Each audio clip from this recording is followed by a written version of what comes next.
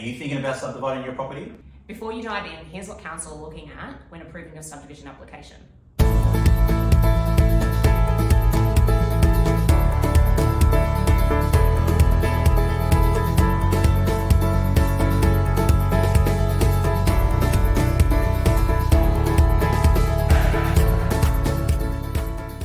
So a lot of people assume that when you're applying for a subdivision or a town planning permit, that it's just a whole bunch of paperwork that needs to be filled out, which is obviously not the case. So let's go through what the council requires and what they're looking for. So some of the things that the council's going to have to consider when we apply are the setbacks. So we'll provide a diagram, shadow diagrams at certain times, so how that affects your neighbours, the setbacks. Also the zoning. Is there a covenant? In many cases there are covenants. Especially in the west, you're going to get a lot of covenants where the building materials are going to be specified by the covenant. So you've got to look into that, making sure that you tick those boxes. There's overlays. There's also overlays. So there could be a flooding overlay, there could be a landscaping overlay, and that affects what council want to see from you as the applicant. So they may require you to have an arborist report. Or if there are any issues with flooding, you may need to go and have a pre-application meeting with, say, Melbourne Water.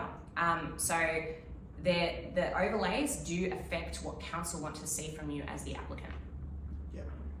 Then there's minimum lot sizes, because council are looking to make sure that you're developing land and making it livable.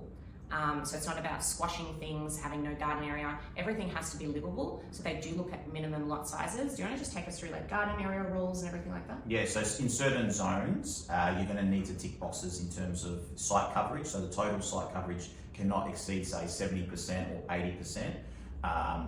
Also, you're going to have a garden space that you're going to need to allow for, garden area. So typically anything over 650 square metres, if your block is over that, you're going to need to achieve, say, 35% garden space.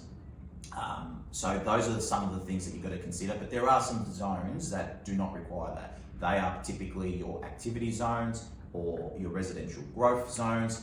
They're sort of a lot more lenient in terms of planning restrictions. Okay, so access is another big one, especially if you are developing and building in the back of an existing house. So do you want to just take us through access and what's required, the minimum driveway access requirement? So you're going to need to have, if you're going to be doing a battle axe, so a battle axe is where you've got one unit or one house at the front and then you've got another one at the back, so a battle axe. A dual lock is sort of two side-by-sides, street frontage. So if you're doing a battle axe, you're going to have to allow for 3 metres setback from the side boundary to the existing house, at least 3 metres.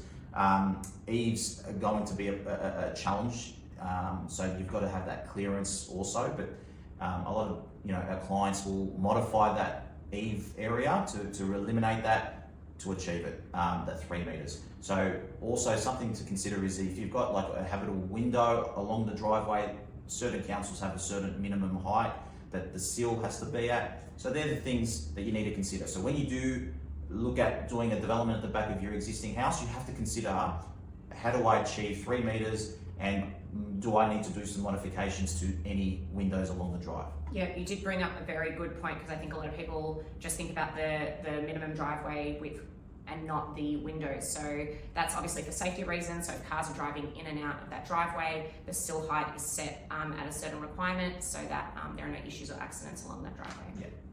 Okay, so design is obviously a very big factor when they're considering your application. The council are always looking at things like setbacks and building envelopes, how you're affecting the neighbours. Maybe we should go through overshadowing and how that can affect a neighbour, and the council are definitely looking at that. We do need to provide, as an applicant, you have to provide a shadow diagram which shows exactly how your building is going to overshadow each neighbour. At certain specific times, so 12 o'clock, 3 o'clock, this is how the neighbour's going to be affected when the sun is out. So there are new planning rules that just recently came out, which sort of is a little bit more lenient in terms of overshadowing. So good news if you're doing developments, bad news if you're on the the receiving end of a developer building next door. So yeah, it's critical. It's something that needs to be considered plans must be submitted to council at the application stage, and they'll tend to, the planner may challenge some of those diagrams, and that's something that you've got to consider and deal with. Okay, so let's talk about parking. Parking is obviously another very big factor. So there are certain rules as to how many parking spaces you need per bedroom, correct? Yeah. Yeah, so typically if you're going to be doing, this is a typical application. If you're doing 2 bedrooms, you've got to accommodate a 1-car accommodation, which is covered. When you're doing 3 or more bedrooms, you have to have 1 covered car accommodation, and then you can have an alternative where you have a car space in front of it. And you'll see a lot of, say, dual locks where 2 side by sides, you've got a single car garage, which houses 1 car, and then you'll have the car space in front of it, and that ticks the boxes for council. So when you're preparing your subdivision application, think of all these things that we've just gone through. Think ahead and think like the council would. What this does is just prevents that back and forth from the council. If you already know what they want up front, you're able to go in having all those boxes ticked from the beginning.